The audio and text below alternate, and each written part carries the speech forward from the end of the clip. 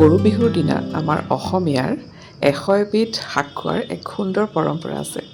সেই পৰম্পৰা ৰক্ষা কৰি এইবাৰো গৰু বিহুৰ দিনা আমি বাৰীৰ পৰা প্ৰায় 42-45 বিধমান শাক বুটলি আনি খাবলৈ সক্ষম হ'লোঁ। এনেদৰে 100 এবিধ নহ'লেও আমাৰ বাৰীবোৰত যিমানবোৰ শাক থাকে সকলোবোৰ একেলগে বুটলি আনি ভাজি খোৱাটো বা ৰান্ধি খোৱাটো আমাৰ পেটৰ কাৰণেও কিন্তু খুবেই উপকাৰী। বাৰু তাৰপিছত এইখিনিতে কথা হ'ল গৰু বিহুৰ দিনা কৰিবলগীয়া প্ৰধান কামটোৱে হৈছে গৰুক গা ধুওৱা। কিন্তু আমাৰ ঘৰত যিহেতু গৰু নাই, গতিকে সেই চেপ্টাৰটো আমি এইবাৰ স্কিপ কৰিলোঁ।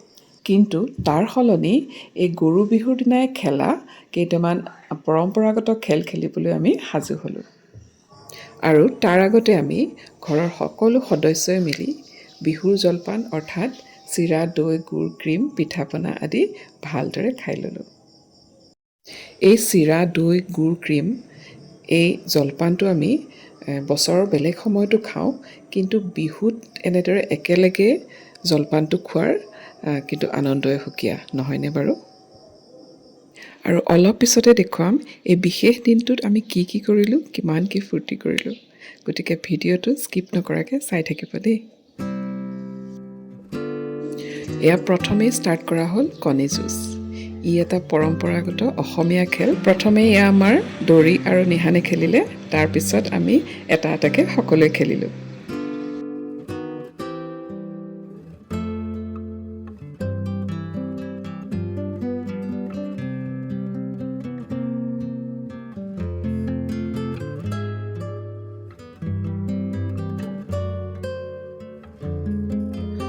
এয়া তাৰপিছত খেলিলোঁ টেকেলি ভঙা খেল। আপোনালোক সকলোৱে জানে চাগে টেকেলি ভঙা খেল খেলি কিমান ভাল লাগে, কিমান ফূৰ্তি লাগে। আমাৰ সমানেই ফূৰ্তি লাগিল, মুঠতে বহুত বেছি ভাল লাগিল।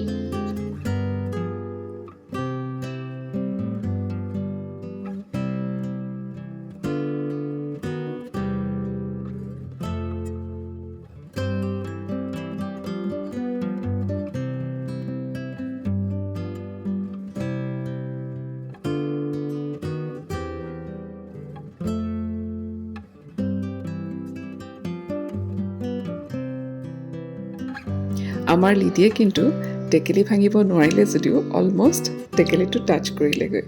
গতিকে তাইয়ে হৈছে ফাইনেলি টেকেলি ভঙাৰ উইনাৰ। এনেদৰে হাঁহি ফূৰ্তি আনন্দৰে আমাৰ গৰু বিহুৰ দিনটো পাৰ হ'ল। তাৰ মাজতে 2-এযোৰা হুঁচৰিও আহিল। আমাৰ 3টা পোৱালি মানে নিহান, দৰি আৰু লিডিয়েও তাহাঁতৰ লগত সমানে হুঁচৰি মাৰিলে, সমানে বিহু গালে আৰু খুব ফূৰ্তি কৰিলে। এয়া হৈছে নেক্সট ডে অৰ্থাৎ মানুহৰ বিহুৰ দিনা পালন কৰা এক পৰম্পৰাগত কাৰ্যসূচী, য'ত নেকি বিশিষ্ট ব্যক্তিসহ গাঁৱৰ ৰাইজ আমাৰ পদূলিসমূহলৈ আহে আৰু গৃহস্থই একোখনকৈ শৰাই আগবঢ়াই সেৱা জনায়। তেওঁলোকেও লগত লৈ অনা মাহ হালধি গৃহস্থৰ মুখত আৰু কপালত সানি দিয়ে। আৰু এই পৰ্বটোক নোৱনি বুলি কোৱা হয়, কাৰণ মানুহ বিহুৰ দিনাৰ পৰম্পৰাটোৱে হৈছে সকলোৱে গাত মাহ হালধি সানি গা ধুব লাগে। আজি হৈছে চেৰা বিহু আৰু আমি যাবলৈ ওলাইছোঁ এখন বিশেষ ঠাইলৈ। কিন্তু যোৱাৰ আগতে ইমান ধুনীয়াকৈ ফুলি থকা কপৌ ফুলৰ লগত যদি এখন ফটো নুঠো, তেনেহ'লে মনটোৱে বেয়া লাগিল হয়। এয়া আমি আহি পালোহি জামুগুৰিহাট স্থিত বাসুদেৱ থান। থানলৈ মই বহুদিনৰ আগতেই এখন শৰাই আগবঢ়াই থৈছিলোঁ আৰু এইবাৰ মোৰ এই মনোকামনা পূৰ্ণ হ'ল।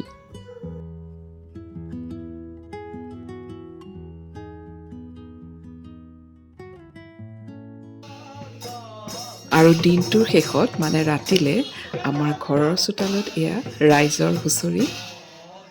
খুব সুন্দৰকৈ তেওঁলোকে হুঁচৰি গালে, গৃহস্থক আশীৰ্বাদ দিলে আৰু আমি যথেষ্ট গৌৰৱান্বিত।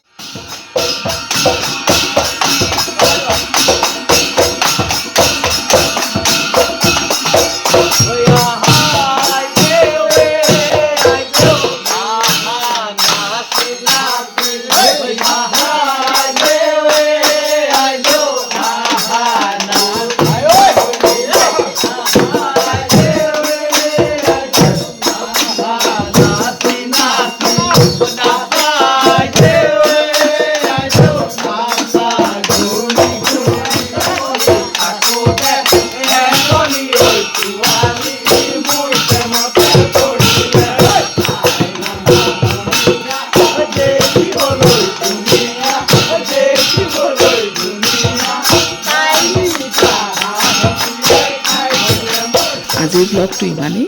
পুনৰ লগ পাম এটা নতুন ব্লগত। নমস্কাৰ।